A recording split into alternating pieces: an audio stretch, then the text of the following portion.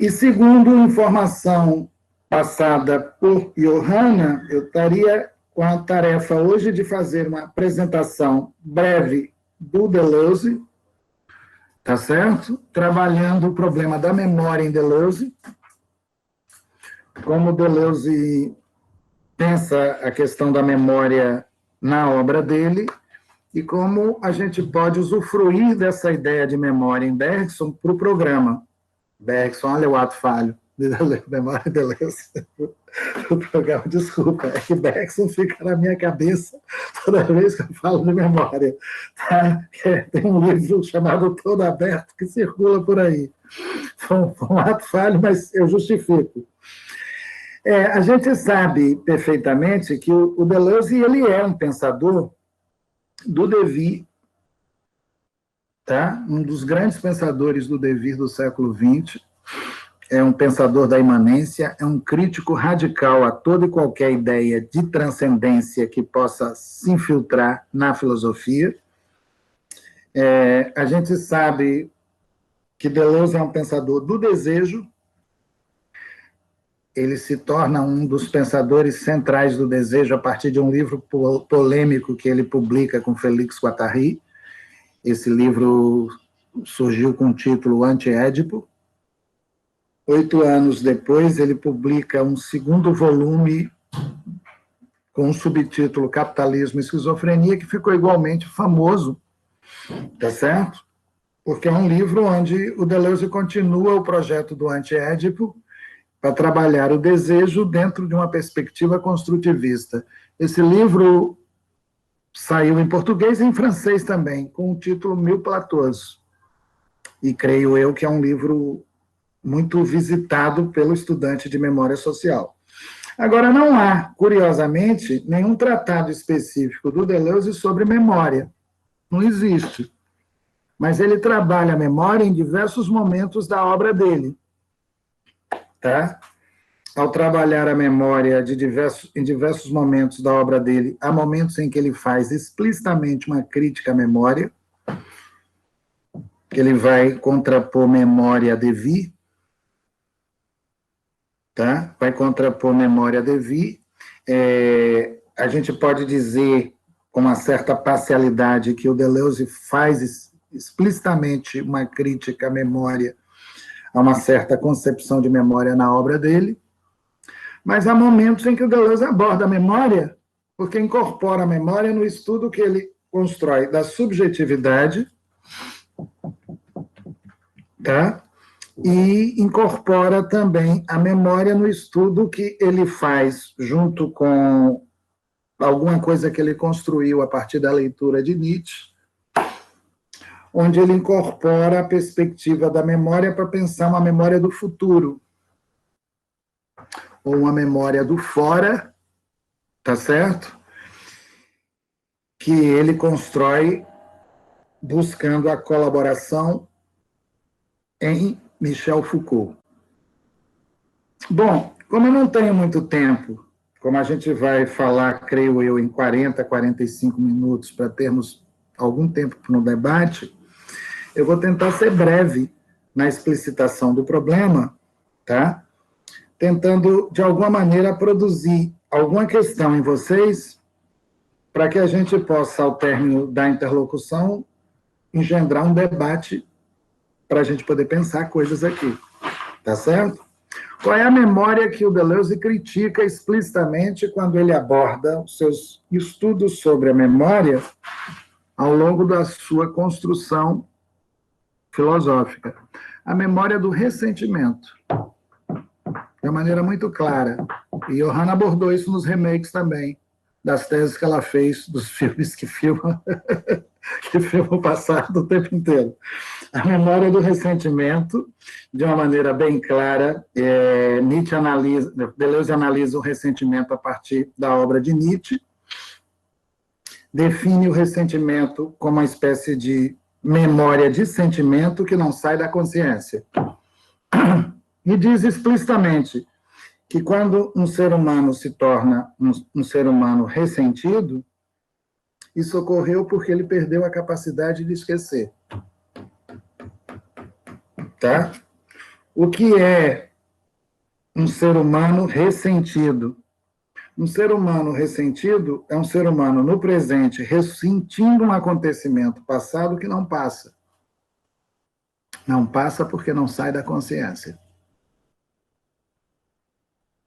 Se não passa porque não sai da consciência, olha só, ressentido é um ser humano que sofre, tá, pela repetição de acontecimentos passados. Tranquilo isso? Sofre pela repetição de acontecimentos passados. Quem analisou o ressentimento com muita precisão foi Nietzsche. O ressentimento em Nietzsche aparece num texto intitulado A Genealogia da Moral, e o Deleuze usou Nietzsche num livro que ele escreve dedicado a Nietzsche, intitulado Nietzsche e a Filosofia, onde há ali, no Nietzsche e a Filosofia, um capítulo intitulado Do Ressentimento à Má Consciência, onde nesse capítulo o Nietzsche define o ressentimento como uma doença. Tá? O que define o ressentimento como uma doença? Uma certa incapacidade que o ser humano tem no presente, incapacidade, volto a lembrar, de esquecer o passado. Quer isso significar o quê? Que as lembranças do passado invadiram a consciência, produzindo na consciência tormentos. Tranquilo, né? Quando o ser humano, dotado de consciência, passa a reagir ao passado, já que no passado as lembranças invadiram a consciência, essa reação não é propriamente falando uma reação, mas um ressentimento. Resultado, ressentido é o ser que vive de reminiscência, que não consegue esquecer o passado, porque o passado está no presente sem passar. O ressentimento é uma doença da memória. Tranquilo isso? O ressentimento é uma doença da memória. Tranquilo, tá? A memória do ressentimento impede que o homem viva serenamente no presente.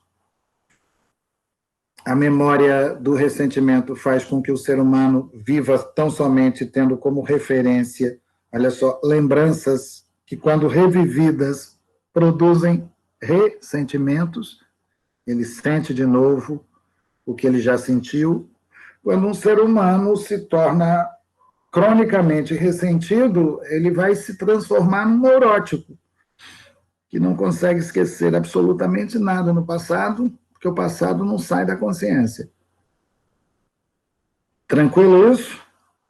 Nada do passado, porque o passado não sai da consciência. Isso aí é uma chamada doença por excesso de memória, viu? Mas eu não quero que a memória se reduza tão somente a isso. Isso é uma espécie de doença por excesso de memória, tá certo?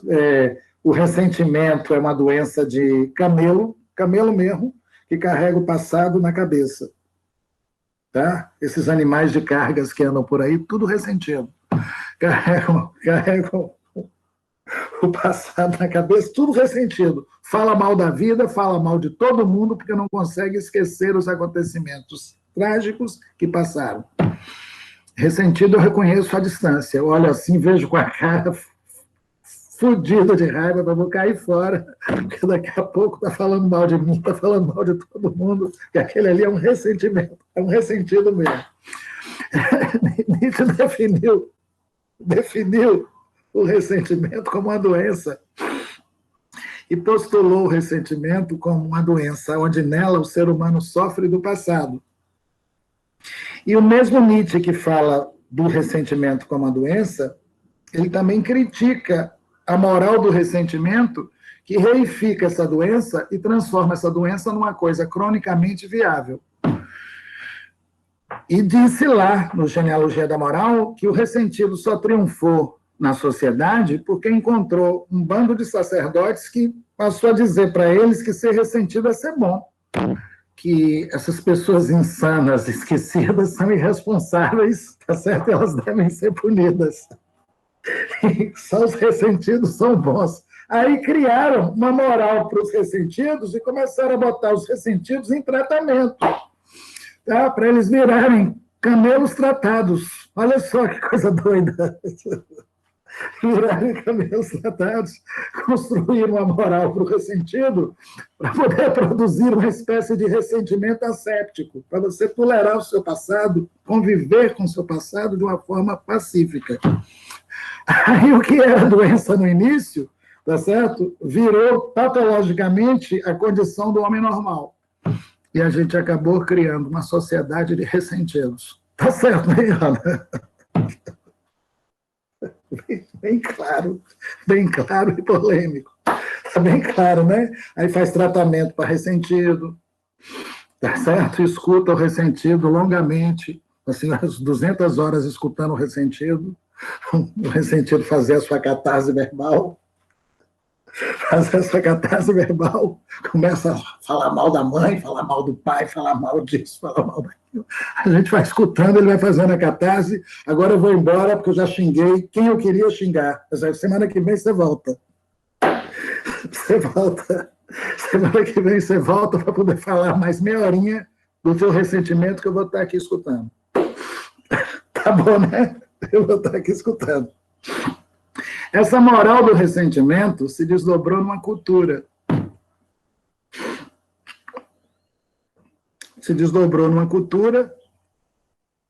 Essa cultura do ressentimento, isso aqui vocês sabem, é uma cultura onde o passado é sempre relembrado por alguém que no presente quer impor seu espírito de vingança.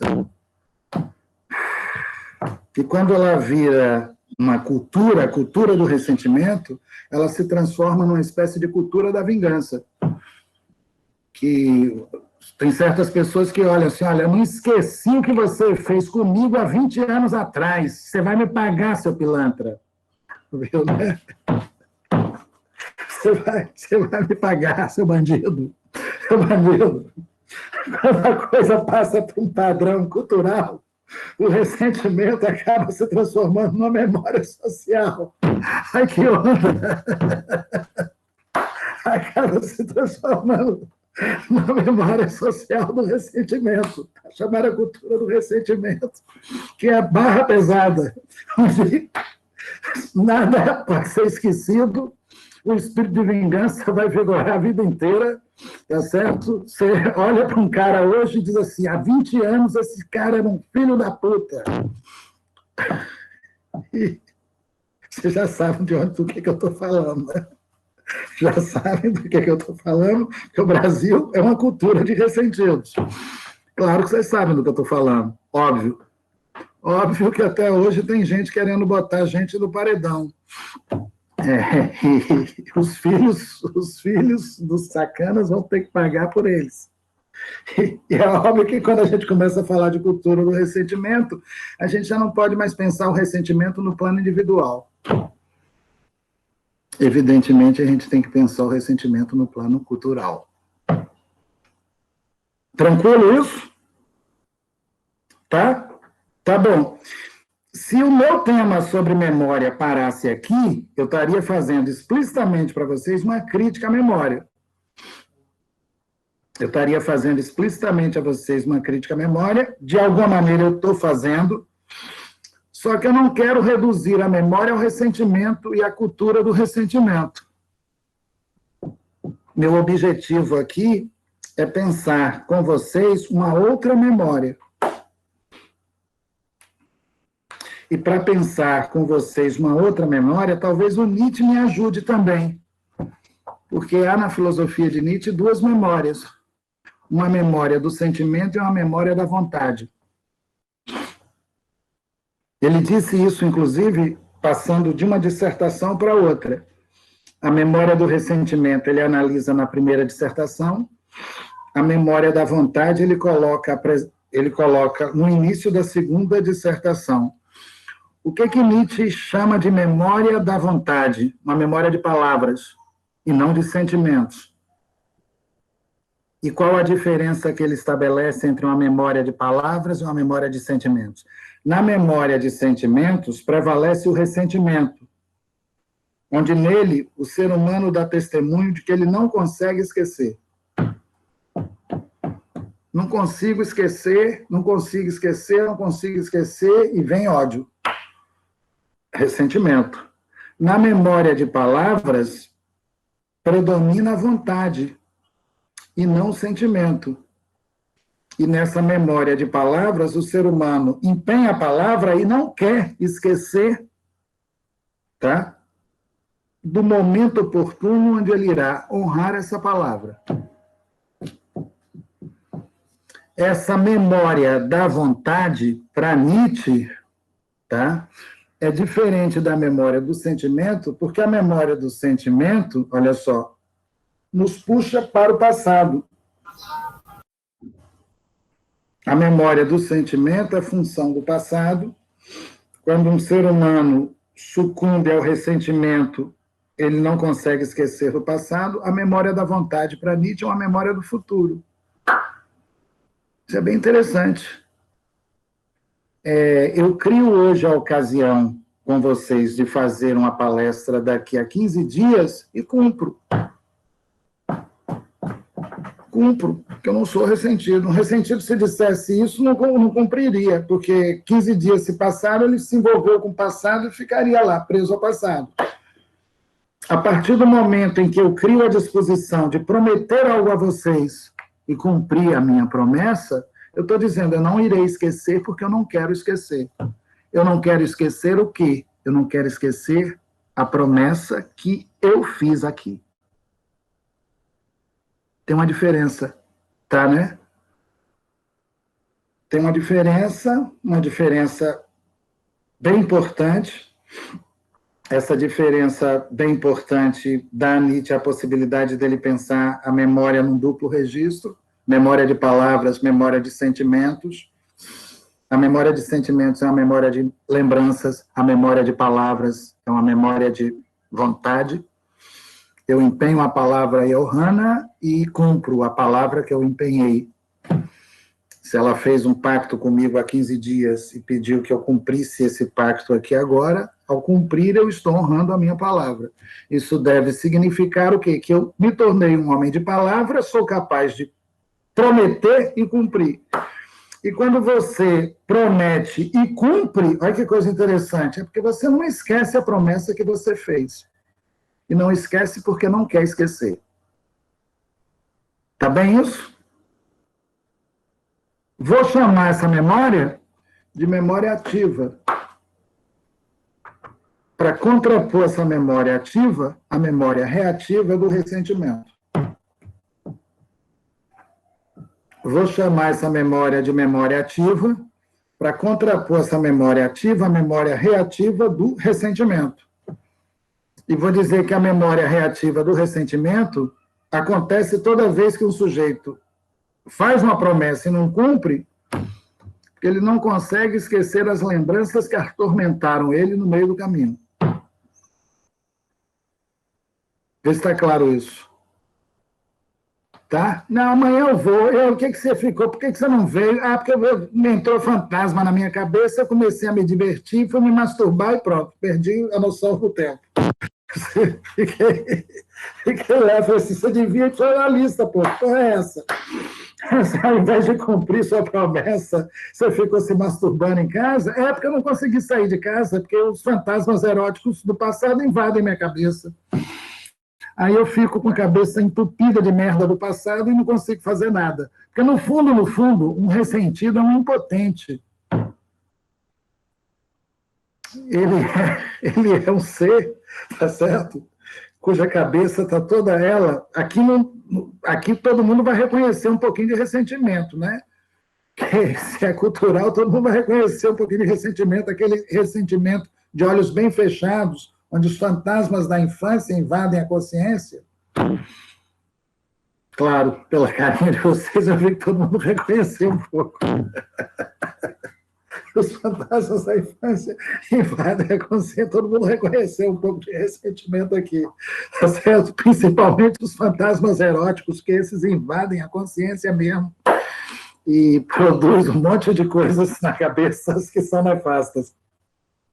Nietzsche critica essa memória, mas ele não critica toda a memória. Ele está propondo que para você curar o seu ressentimento, você tem que produzir uma memória ativa de palavras. E que essa memória ativa de palavras supõe o esquecimento da outra memória. Porque se você não esquece a outra memória, você promete e não cumpre o que você prometeu, porque a outra memória vem e o ressentimento toma conta. Tá, né? Eu estou botando uma aporia aqui, ó. Um ressentido, quando promete, com certeza não vai cumprir. Não confie na palavra do ressentido. Não vai cumprir mesmo. Vai cumprir, não. Eu tive um sonho horroroso, não deu para sair de casa. É assim. Tive um sonho horroroso, não deu para sair de casa, não vai cumprir. Não dá para acreditar na palavra de um ressentido, porque ele não cumpre mesmo. É um ser movido por ódio, ódio à vida, está sempre com raiva de alguém. Para que você cumpra com as suas obrigações, é necessário que o teu passado esteja a serviço do teu futuro. E que você produza coisas hoje para realizar amanhã. E que você tenha a paciência de poder construir gradativamente o que você faz agora para ter um benefício futuro através dessa construção. Essa construção, em Nietzsche, supõe também uma memória. Mas essa memória, em Nietzsche, tem que ser produzida. Porque não é a memória das imagens e lembranças. Estão me entendendo? Como produzir um homem... Vai ser hilário hoje, viu, Johanna? Pode passar aí para a turma toda.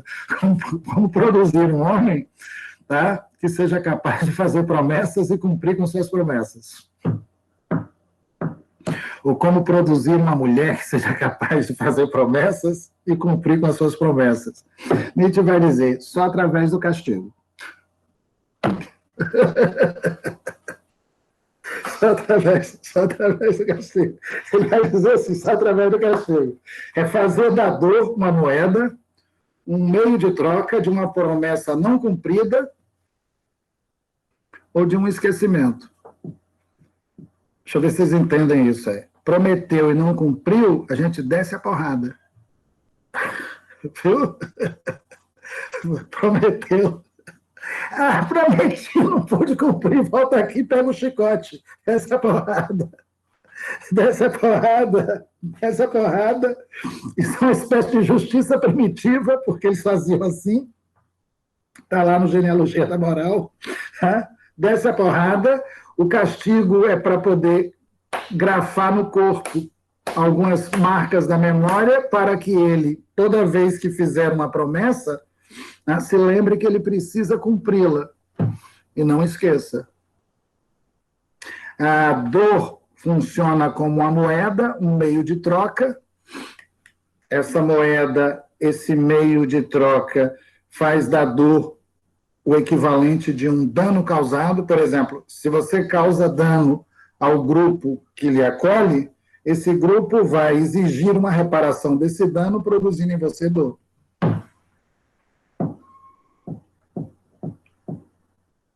Dor, que eu acho que a gente está faltando isso entre a gente, uma espécie de justiça imanente da crueldade, produzindo em você dor.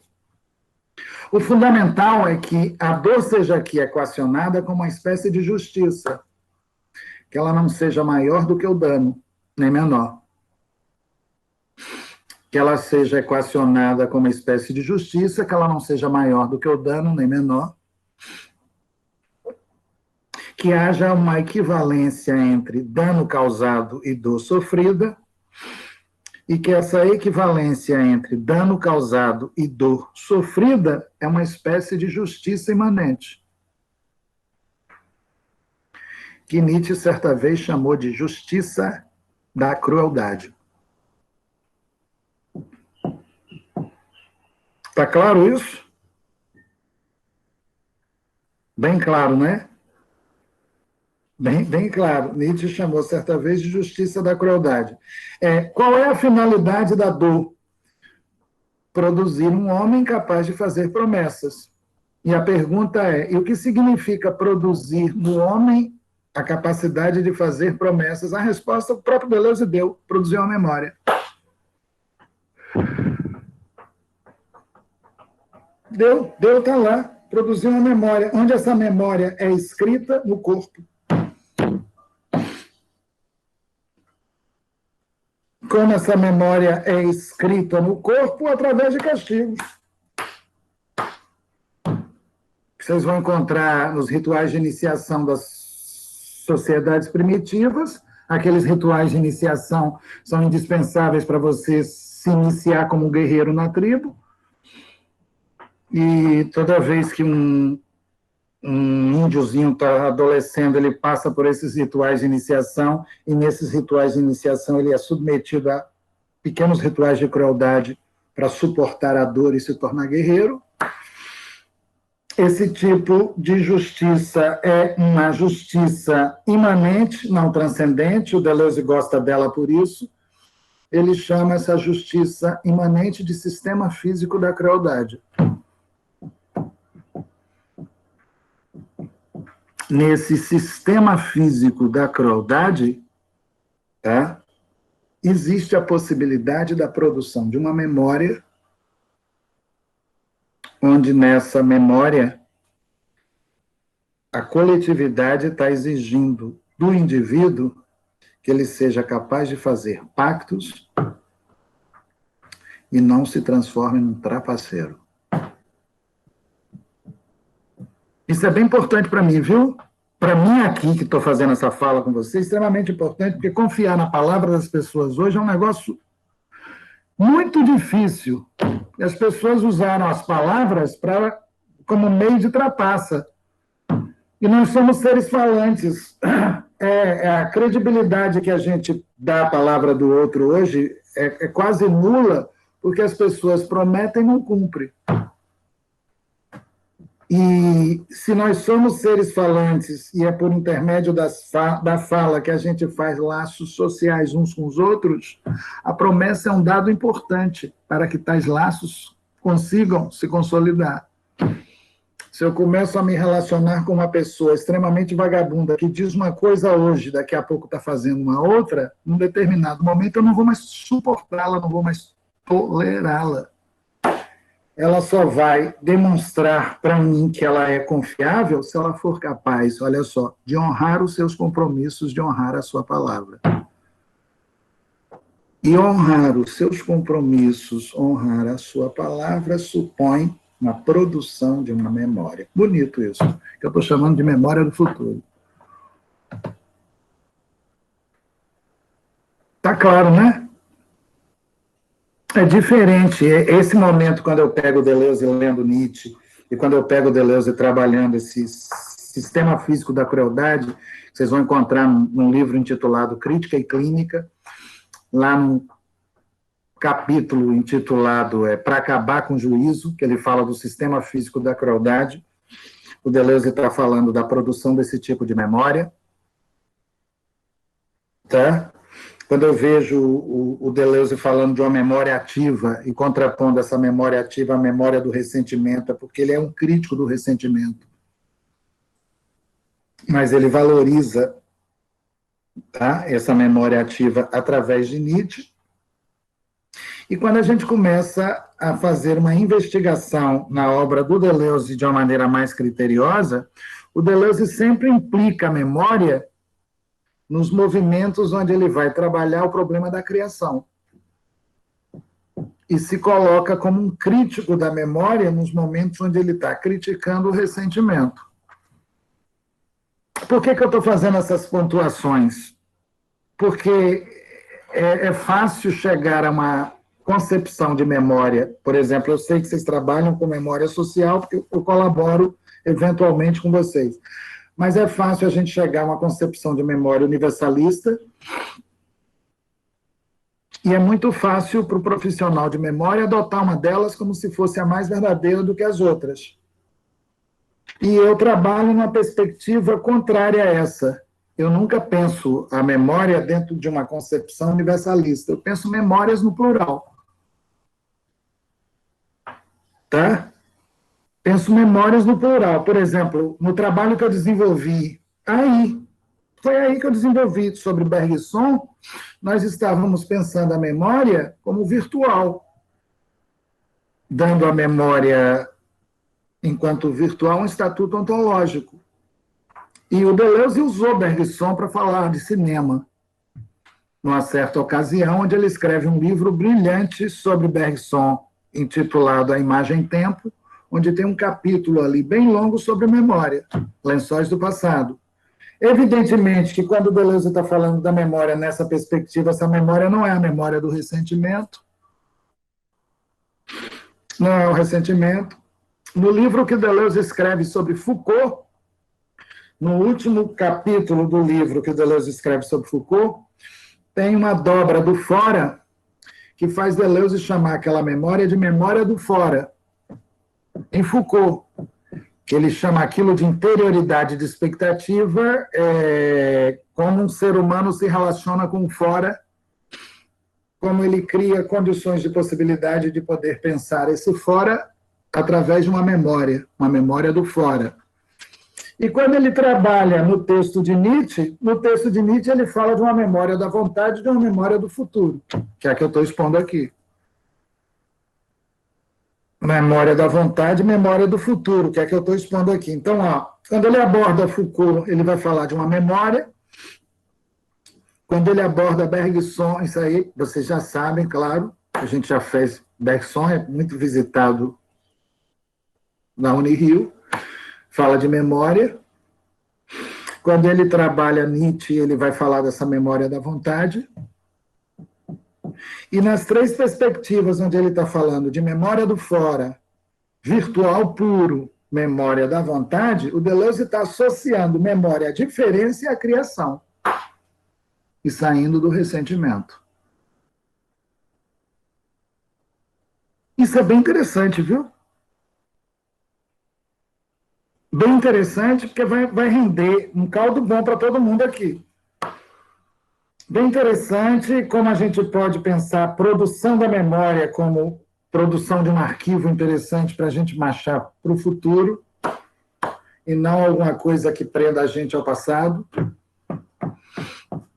Como a gente pode pensar a produção da memória dentro de uma perspectiva ativa, o que seria uma memória do fora, o que seria a construção de uma memória do lado de fora, que é diferente de uma memória do passado, o que seria isso que o Foucault certa vez chamou de interioridade de expectativa.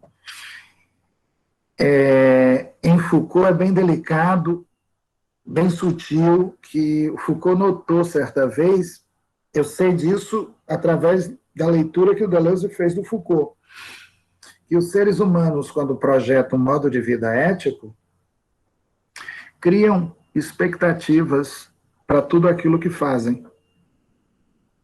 E o que é criar expectativa para tudo aquilo que fazem? Quando vocês fazem visando alguma coisa. Tudo que você trabalha hoje, aqui agora, você o faz visando um benefício no futuro. Isso é a capacidade que o ser humano tem, só o ser humano tem, de fazer projetos.